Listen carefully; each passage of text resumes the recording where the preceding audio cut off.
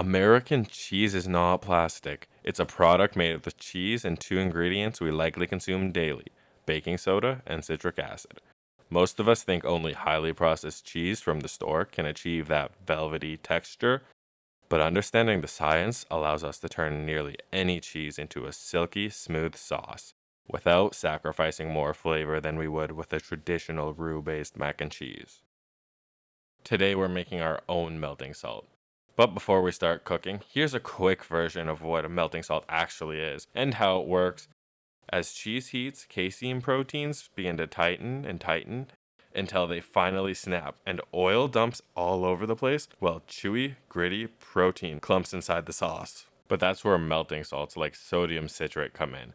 They swap with the calcium ions in the casein proteins, which relaxes the structure and strengthens the emulsion, so your cheese melts smoothly instead of breaking. And despite the intimidating name, these ingredients are literally everywhere. Citric acid is produced constantly inside your body through the Krebs cycle. And your pancreas, well, it makes baking soda every time you eat cheese anyway. Not to mention, these ingredients are already in all the food you eat anyway.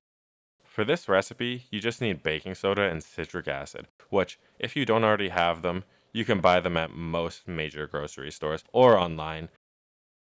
A scale is very important here, because if ingredient ratios are off, the reaction won't finish and your melting salt will taste like baking soda or lemon juice.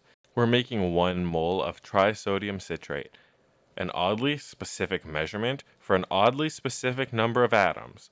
That means 252 grams of baking soda and 210 grams of citric acid. Add the citric acid to a pot and dissolve it in 600 to 800 milliliters of tap water. Tap water is actually helpful here because the tiny impurities give the salt something to crystallize around later. Heat everything on medium-high. Now add your baking soda 1 spoon at a time. Trust me, do not dump it all in at once, unless you want a foamy, volcanic disaster. Let each spoon fully react before adding the next. Keep boiling and stirring until crystals start forming around the edges and on the surface.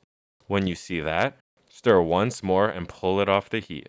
I'm using a bit of leftover sodium citrate as seed crystals.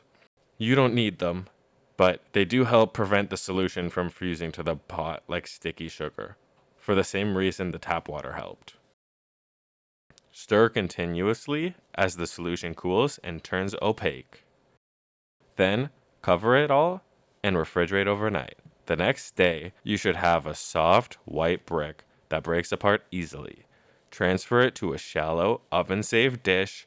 A pie plate works perfectly. And bake at 130 degrees Celsius or 265 Fahrenheit for 90 to 120 minutes until it's completely dry. Let it cool, grind into a fine powder, and store it in an airtight container. The molar mass of sodium citrate is 258 grams, but our yield is higher because we've made sodium citrate dihydrate.